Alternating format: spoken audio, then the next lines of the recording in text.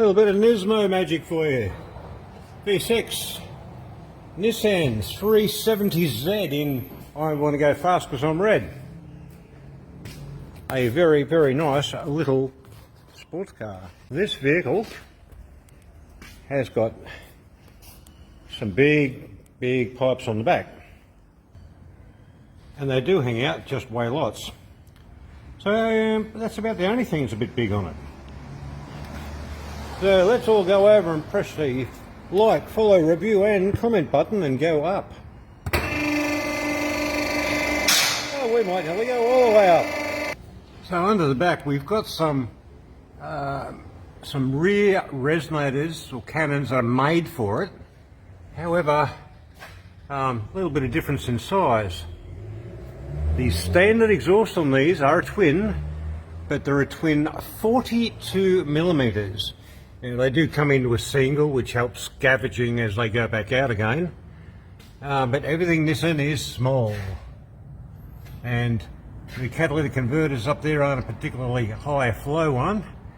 But we've got some high flow EPA compliant ones there ready to go with the oxygen sensible screw in behind, not trip fault codes, and everything will be good. This is all going to be made in 2.5 inch 304 grade stainless steel mandrel. There's lots and lots more mandrel work. It takes forever to do, but hey, people want it, they get it. Alright, I've got to bring these further forward. There's nothing wrong with them in design, they just don't particularly fit. Probably going to need to cut those brackets and move them so that everything sits a little bit further forward. That's it for the intro. Won't show you any more now until I've got it either stripped down or work underway. It is hot and hectic, so keep well hydrated. Cheers. To remove the left-hand catalytic converter on the 370Z, to access that one bolt, which is, yep, it's a bolt, it comes in from the front at the top, and really you need two people, one just to hold the torch where you can see it, and then to get to it you've got to remove the airbox and the snorkel, just so you can get a whole heap of extensions down under the car, and they come down to that point there. Right. Now, I thought the other one would break. It did. So there we have the stud that points forward. You can get onto that. There's a stud on the top manifold which points back. You can get onto that. Extremely tight. And this is, or was, literally a bolt that went into the manifold. Into the cat flange. And yeah, it snapped. Dirty, great big huge breaker bar hanging off it. Starts to move, snap.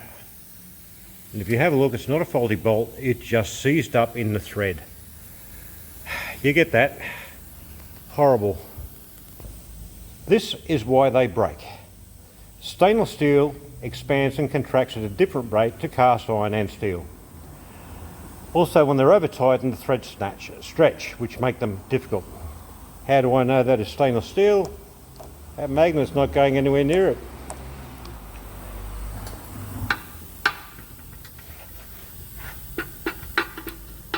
Nothing. And yet this is stud or bolt. Nope. Another, in my opinion, completely stupid design put in such a place it's almost inaccessible. They must expect these things to fail.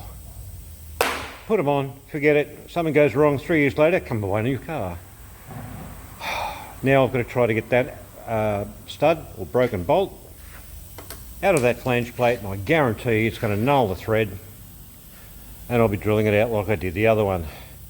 So much for, yeah, quick unbolt 3 bolts. It's not that easy. So have a little bit of patience with people that work on vehicles when there are things like stainless studs. I hate stainless studs and stainless nuts. Well, both catalytic converter assemblies have been made and are up in place with the oxygen sensors all screwed in, ready to go. Both rear intermediates have been made, and they have to be detachable because you can't get them all out in one piece. Reusing the rear barrels, but they were out to here. They're now back in where they should be, and the middle's just needs to be bolted back up again.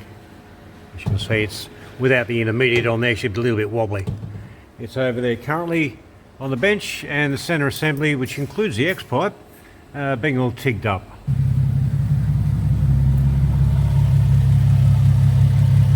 The catalytic converters have been made right from the front plates, and of course oxygen sensors in place, braced up to the factory support, all very thick, 5mm thick stainless steel flat bar, 304 grade. It's been drilled out, shaped properly, and fully welded all the way around on both of them. Everything about this is mandrel. That's a 304 grade X-pipe. That which is not mandrel is straight. These had to go in. They are 18-inch long or 500mm long torpedo resonators. They are 409 grade stainless. I cannot access 304 grade, but we've got 304 mounting pegs, cross braced with the little mushroom heads to stop the rubbers coming off, and fitted to the quite small original, or they were on the car when it got here, resonators. It doesn't really do a lot to keep them quiet.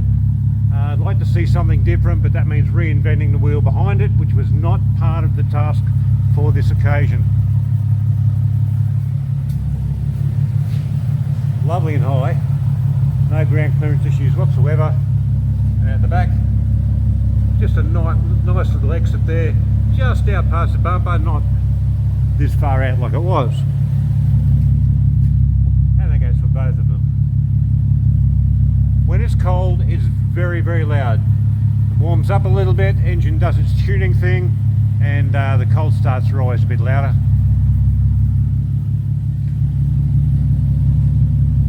And there we are. I'll give it a couple of gentle revs. It is inside the workshop. The car's just coming up to temperature now. Stand by for a bit of a sound bite.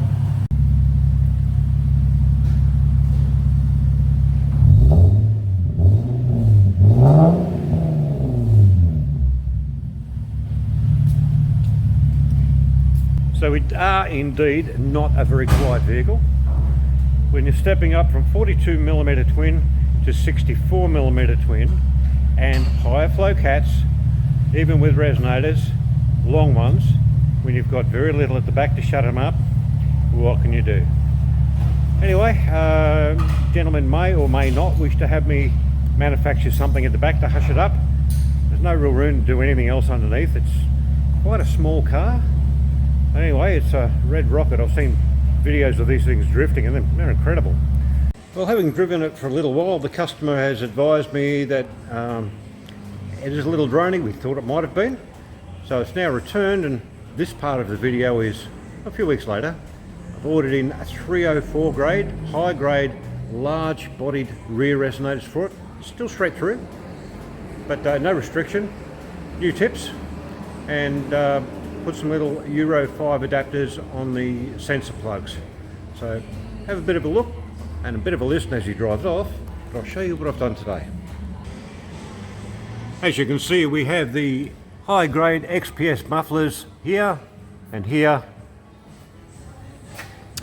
New stainless plates, high engineer grade 304 stainless mandrel bend there. Again, did what I could to keep costs down, because here we needed a bend but not so many angles. So one bend cut in half gives me that one and that one. Of course, new stainless mounting rods up top here. And strangely enough, on this vehicle, they have a mount in front of the right rear muffler, where there is no facility on the left whatsoever for the car, ever, from the factory. Large bore 4-inch outlets, and now we'll give you a bit of a listen as it drives away. The vehicle deliberately driven down a bit over an hour's drive, and here we are with the customer about to come off the hoist and drive up the road. Righto, so there goes Warren backing out onto the street. He knows that I'll be recording and he's happy with that.